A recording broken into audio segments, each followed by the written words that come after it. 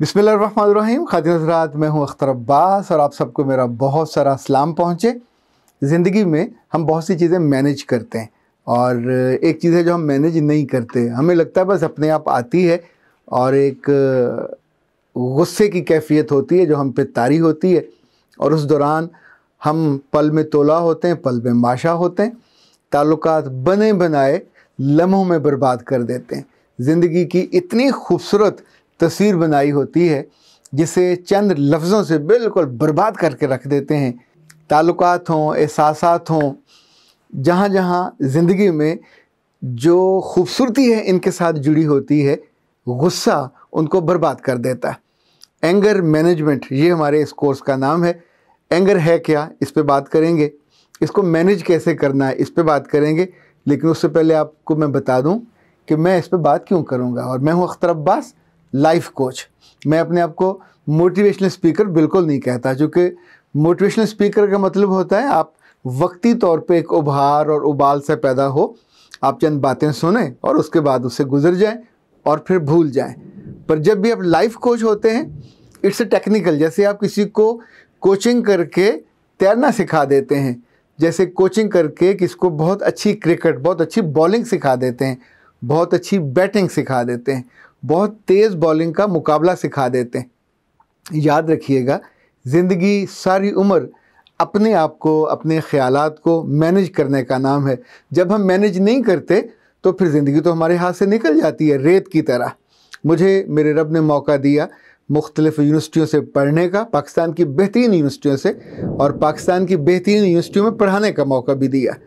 पिछले 2 दिहाइयों में मुझे अब सैकड़ों नहीं बल्कि हज़ारों लोगों से मिलने का मौका मिला जो मेरे पास लाइफ कोचिंग के लिए आए। ये टीनेजर्स थे, ये उनसे बड़े थे, जो उनके वालदैन थे, समटाइम वालदैन के वालदैन भी थे।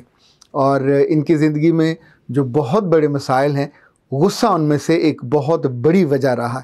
इसी वजह से हमने इस कोर्स को डिज़ाइन किया कि हम इसको डेप्थ में जाके न सिर्फ ऑब्ज़र्व करें, फिर उसकी कुछ लिमिटेशन को देखें और फिर एक स्ट्रेटजी को एब्जॉर्ब करें। याद रखिएगा, खाने की खुशबू से पेट नहीं भरता और बहुत सी बातें सुनने के बाद इंसान की ज़िंदगी बदलती नहीं है। ज़िंदगी को बदलने के लिए जब तक आप लुकमा लुकमा करके खा नहीं जाते, उसको अपने अंदर उतार नहीं लेते और फिर उसका अमलन इजहार नहीं करते। आपने कभी सोचा कि जब हम बड़े भी हों, चाहे कितने भी बड़े हों, और हमारे हाथों पे कोई बच्चा आ जाए या हमको बच्चा कोई थमा दे, वो बच्चा अपना हो या किसी और का, तो हम उसके साथ उस वक्त कैसे डील करते हैं?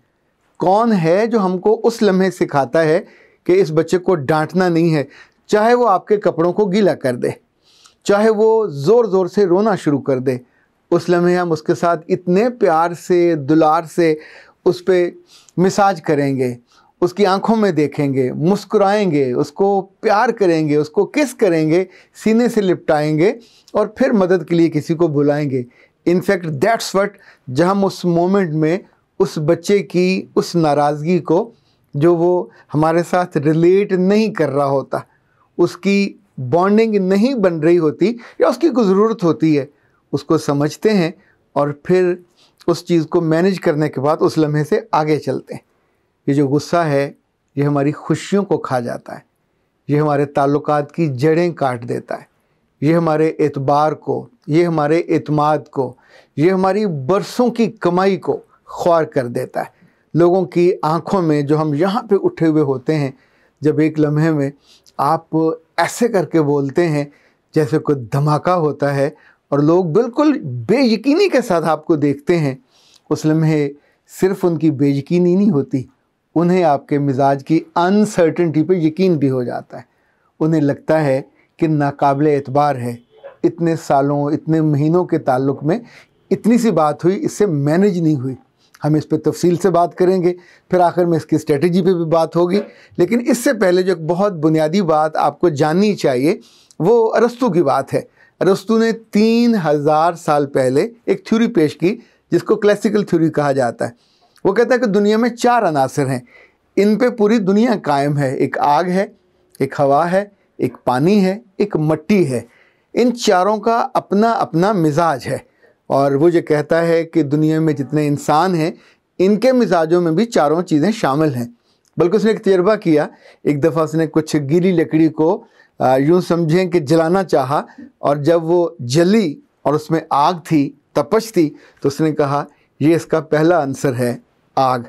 फिर उसके अंदर जो पानी था वो थोड़ा एवेपोरेट हुआ, उसने कहा जी इसके अंदर दूसरा आंसर है जो हवा है। फिर उसके अंदर जो राख बनी, उसने कहा ये इसका तीसरा आंसर है जो मट्टी है।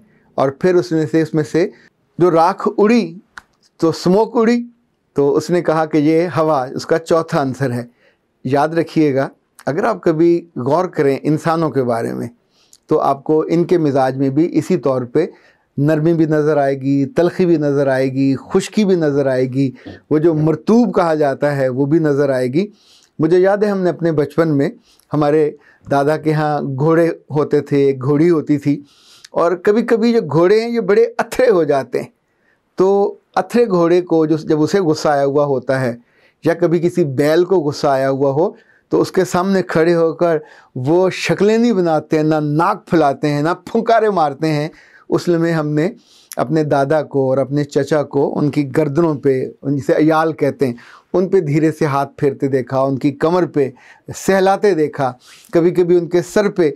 बल्कि अगर कोई दूसरा जानवर जो सींगों वाला हो वो गुस्से में हो तो वो कहते होते थे इसके सर पे हाथ नहीं फेरना, जब ये गुस्से में हो उसके सींगों को टच नहीं करना, तो बाकी जिस्म को सहला।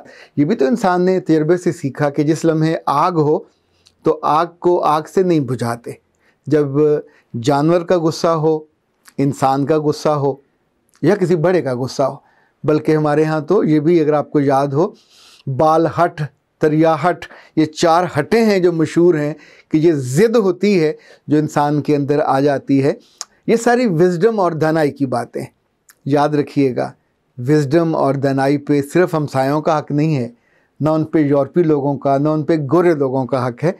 जिसके दिल में मेरे रब ने ज़िंदा रहने की ख्वाहिश रखी, खूबसूरत होने की ख्वाहिश रखी, दिल पजीर होने की ख्वाहिश रखी, ज़िंदगी में कामयाब और कामरान होने की ख्वाहिश रखी, और ज़िंदगी के बाद लोगों की यादों में और लोगों के दिलों में और लफ्ज़ों में याद रहने की ख्वाहिश रखी, वो हमेशा सीखते हैं, और जो सीखते हैं वो जीते हैं। इस कोर्स में हम सीखेंगे लाइफ मैनेजमेंट, जी नहीं, इस सीखेंगे हम उसका लाइफ मैनेजमेंट का एक हिस्सा है एंगर मैनेजमेंट। जिस तौर पे हम टाइम मैनेजमेंट सीखते हैं, जिस तौर पे हम ह्यूमन मैनेजमेंट सीखते हैं, जिस तौर पे ज़िंदगी में अब तो इमोशन मैनेजमेंट भी अलग से एक पूरी साइंस आ गई है कि अपने जज्बात को, एहसासात को किस तौर पे कंट्रोल करना है। ये कोर्स आपके लिए इसलिए बहुत अहम है कि आप बच्चे हों तो आपको अपने आप को, अपने एंगर को कैसे संभालना, और आप बड़े हो जाएं तो आपको कैसे जानना है कि बड़ा इंसान तब बनता है जब उसके अंदर तवाज़न होता है। आप एक मियाँ हो तो आपको ये जानना है कि अगर आप आग हो तो फिर बीवी आपको आग जैसी नहीं लेनी चाहिए, फिर वो पानी लेना चाहिए। और अगर बीवी आग है तो फिर आपको हर सूरत में पानी बनना है। आग के साथ आग का मुकाबला होगा तो ये ज़्यादा जलेगी, आपको भी जलाएगी, आपके रिश्तों को भी जलाएगी। ख़ातिन हज़रात, इस कोर्स में हम ये सीखेंगे कि जज्बात क्या चीज़ हैं, और टेम्पर, और फिर उसमें ख़ास तौर पे वो जो लोग लूज़ टेम्पर्ड होते हैं, और वो लोग जो बहुत जल्दी जज्बात में आते हैं, और वो जो जज्बात का कत्ल करते हैं, और जो बेहिस होते हैं, और वो जो रिश्तों का एहसास नहीं करते। कभी कभी तो अपने गुस्से में अपने माँ बाप के साथ, अपनी बीवी के साथ, अपने बच्चों के साथ, अपने दोस्तों के साथ वो कर गुज़रते हैं कि जिन पे बाद में उनको दुख होता है, उनको अफसोस होता है, और अपने नेक नामी को वो एक लम्हे में खो देते हैं।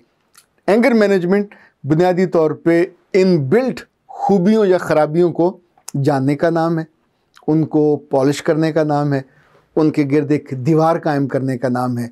जब भी आप अपने टेम्परामेंट को समझोगे तो आप अपने साथ वाले लोगों को भी समझोगे।